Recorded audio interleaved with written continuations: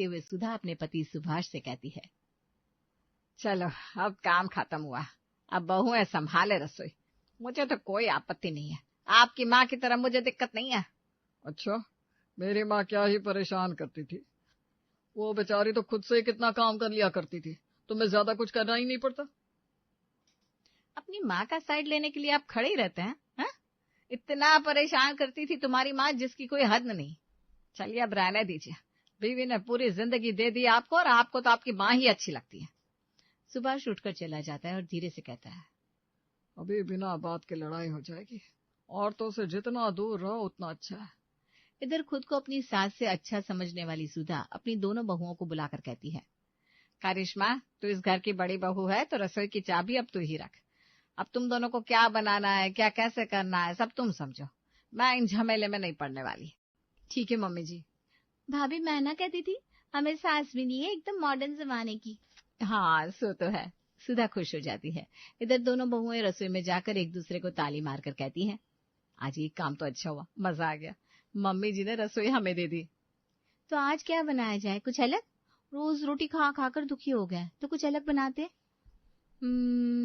आज नान और पनीर बनाती हूँ।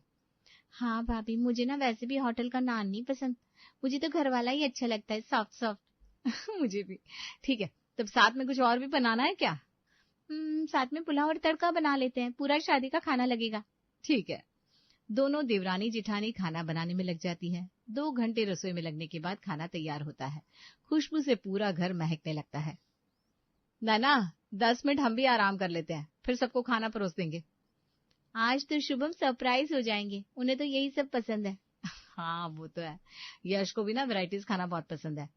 दोनों अपने अपने कमरे में आराम करने चली जाती है। इतने में शुभम और यश बाहर से घर आते हैं और खुशबू से दोनों भाई के नाक खड़े हो जाते हैं। यश कहता है, यार ये खुशबू अपने ही घर से आ रही है क्या?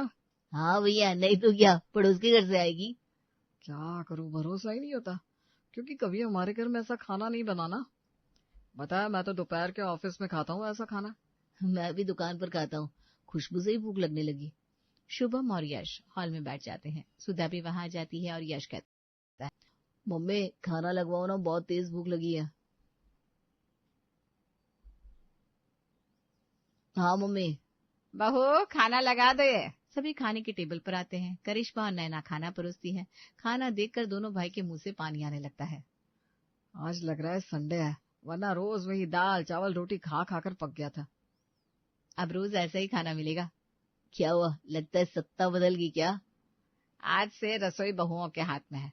अब तुम दोनों को जो खाना होगा अपनी बीवियों से बोलकर बनवा लेना। बहू खाना तो बहुत स्वाद है।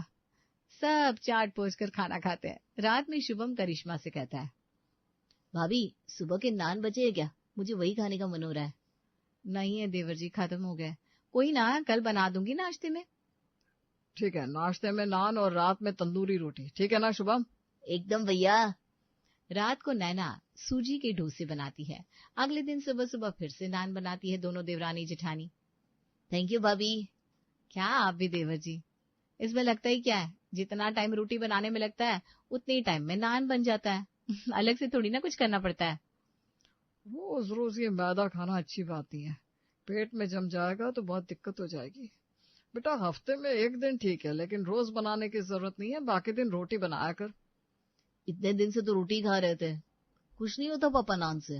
अभी कम से कम एक हफ्ता तो ये खाने दीजिए, एक दिन कुलचा खाऊंगा। गेहूं के आटे की रोटी की बहुत वैरायटीज बन सकती हैं, नॉर्मल रोटी हम नहीं खिलाएंगे आपको भैया, फिक्र मत कीजिए। सुभाष बच्चों की बातें सुनकर ज्यादा कुछ नहीं कहता, फिर मन ही मन सोचता है, खुद ही समझ जाएंगे ये, अब बच्चे नहीं रह गए कि बार बार एक ही चीज समझाओ। एक बार तबीयत खराब होगी तो खुद समझ जाएंगे। अब रोज करिश्मा और नैना नान कुलचे तंदूरी रोटी और यही सब बनाती है, जैसे नॉर्मल रोटी उन्हें बनानी आती ही ना हो।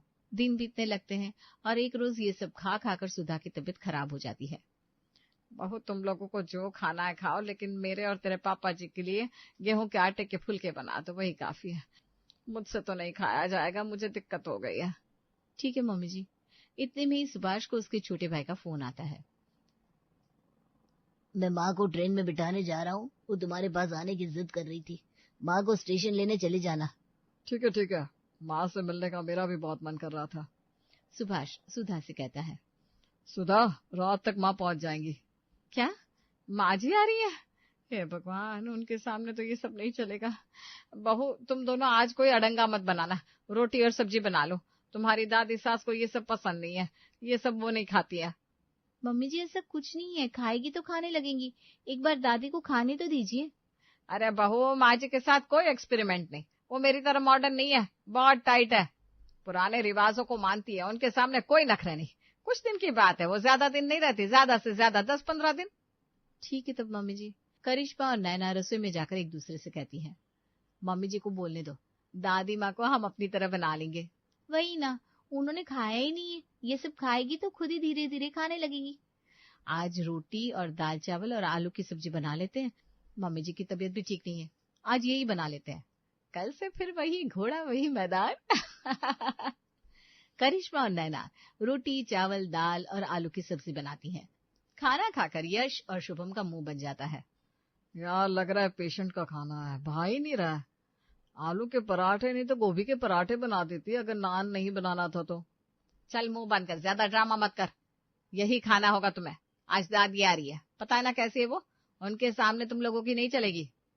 माँ के सामने मेरी नहीं चलती, इनकी क्या चलेगी। करिश्मा और नैना को ये सब मजाक लगता है और एक दूसरे की ओर देखकर हंसने लगती है। रात के खाने में करिश्मा और नैना फुलके बनाती है, वो भी अच्छे से घी लगाकर।